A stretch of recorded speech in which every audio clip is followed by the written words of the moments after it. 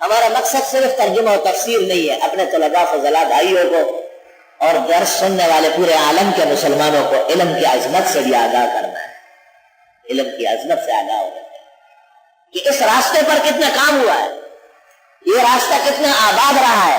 اللہ قیامت تک شاد و آباد رکھے۔ جیسے آسمان ستاروں سے خوبصورت ہے، یہ زمین علماء کی خدمات سے جگمگا رہی ہے۔ ابن المنیر الاسکندرانی، اسکندریہ کا رہنے والا ہے۔ اسکندریہ قاہرہ کیسا ہے، چھوٹا سا شہر ہے، اب وہ قاہرہ کا حصہ ہو گیا۔ محقق ابن الحمام یہی کہتے ہیں، صاحب شارح الہدایہ فتح القدیر والے، بڑے محقق حافظ الحدیث، اور کہتے ہیں سکندر ذوالقرنین رحمت اللہ علیہ اس بستی کے رہنے والے تھے، اصلاً یہاں سے چلے اسکندریہ۔ ہزارے میں ایک جگہ ہے، غالباً سکندر پور نام ہے، مولانا عبدالرزاق صاحب وہاں کے ہیں، اس لیے ڈاکٹر عبدالرزاق اسکندر کہلاتے ہیں، سکندر پور ہے۔ یا وہاں استاد مولانا خلیل الرحمن صاحب سے پڑھا ہے، ایک بزرگ فاضل دیوبند تھے، شروع میں ڈاکٹر صاحب کے استاد تھے بنوری ٹاؤن آنے سے پہلے۔ کون کہاں کا ہے، کون کس وجہ سے کہلایا، کس کا کیا لقب اور نام ہے؟ علم شریف لا بد للطالب والعالم ان یتمہر فیہ۔ یہاں ایک حکایت سن لو۔ شاہ عبدالعزیز محدث دہلوی رحمت اللہ علیہ، کون دنیا کا لکھا پڑھا آدمی ہوگا جو حضرت سے واقف نہ ہو، اور ہمارے تو مسند الہند تمام اسانید وہیں جا کے ٹھہرتی ہے۔ یہ جب سبق پڑھنے لگے نا، شاہ ولی اللہ ان کے والد تھے محدث الہند، اپنے وقت کے امام، اس زمانے میں دستور یہ تھا کہ بچے کو خط پہلے سکھاتے تھے، تو ان کے ہاتھ میں چھوٹی تختی دی اور استاد محترم کے پاس بھیجا کہ وہاں جا کے بیٹھ جاؤ، وہ آپ کو پڑھائیں گے۔ تو اس تختی پر شاہ صاحب نے اس طرح لکھا کہ میرے اس بیٹے کو اللہ کے دین کے لوگوں کی محبت اور آداب سکھا دیں۔ بس میرے بیٹے شاہ ولی اللہ کا نام ہے عبد الحکیم، شاہ عبدالعزیز کا نام ہے عبد الحلیم۔ یہ شاہ عبدالعزیز اور شاہ ولی اللہ یہ توصیفی نام ہے، امت نے ان کو دیے، اور اس کے بعد پھر شاہ عبد القادر، شاہ رفیع الدین، شاہ عبد الغنی۔ جیسے ان کے والد کا نام ہے شاہ عبد الرحیم، وہ اپنی جگہ رہ گئے، اور شاہ ولی اللہ کا نام ہے عبد الحکیم، اور شاہ عبدالعزیز کا اصلی نام ہے عبد الحلیم۔ یاد رکھنا، شاہ صاحب ہندوستان کا پہلا فقیہ محدث مفسر ہے جنہوں نے لکھ دیا ہے کہ درگاہوں پر جو بکرے ذبح ہوتے ہیں، نیاز دی جاتی ہے، یہ حرام ناجائز اور خنزیر سے بدتر ہے۔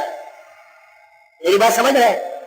ظاہر بات ہے، بدعت کے جو بت خانے ہیں، بدعت کے جو اڈے ہیں، وہ تو سرد ہو جاتے، ٹھنڈے پڑ جاتے۔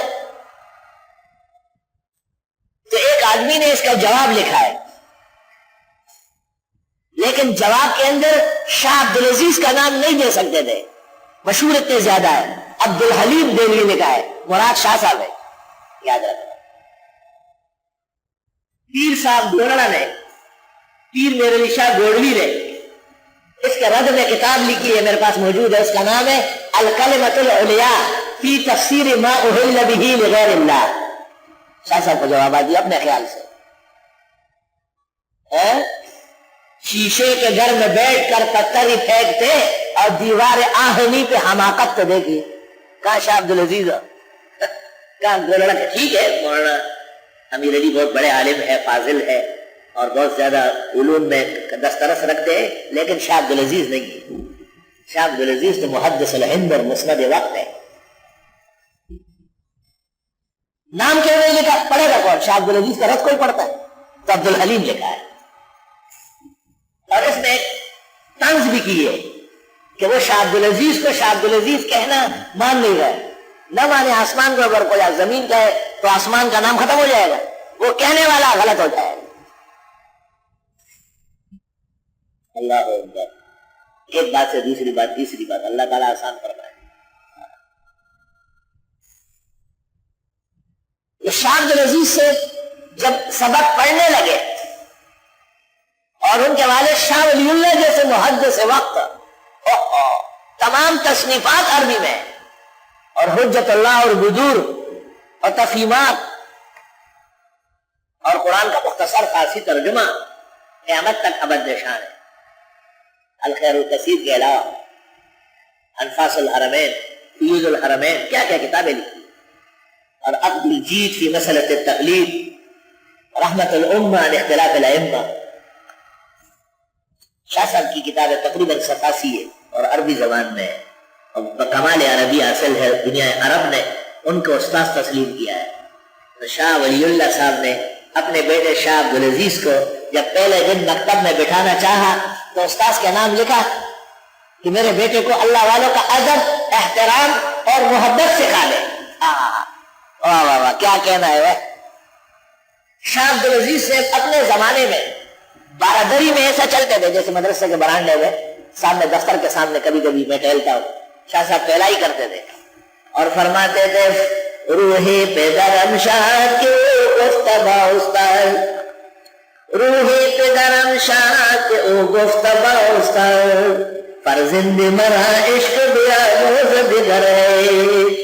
میرے والد شاہ ولی اللہ کی روح کو اللہ تعالیٰ خوش و خرم رکھے کہ انہوں نے میرے استاذ کو کہا کہ میرے بیٹے کو دین والوں، اللہ والوں کی محبت سکھا دے اور چھوڑے، محبت تجھ کو آدابی، محبت خود سکھا دے گی۔ ابو سفیان جب حدیبیہ کے موقع پر صحابہ کو دیکھ کے واپس چلا گیا تو مشرکین کو کیا کہا؟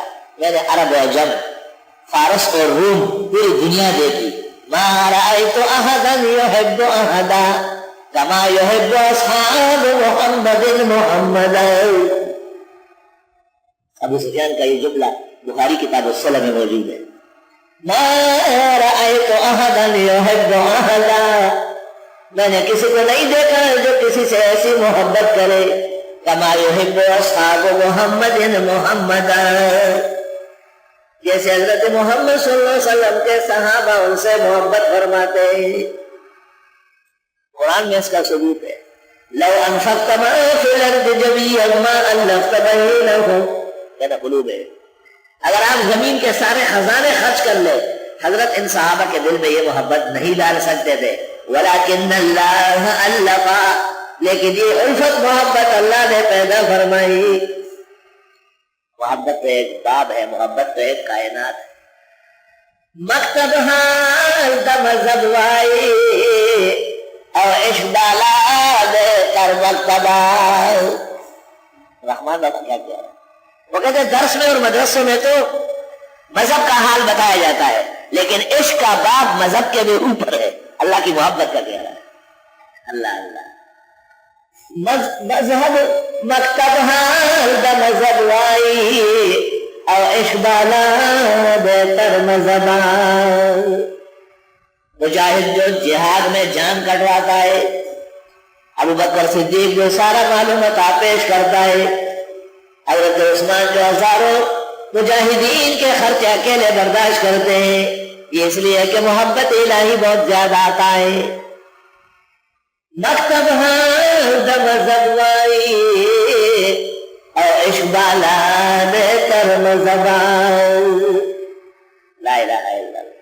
رحمان بابا کی بھی ایسی شرح لکھنا چاہیے جیسے بخاری کی شرح لکھی گئی ہے، تاکہ علماء کو پتہ چل جائے کہ کیا یاقوت اور جواہر ہے۔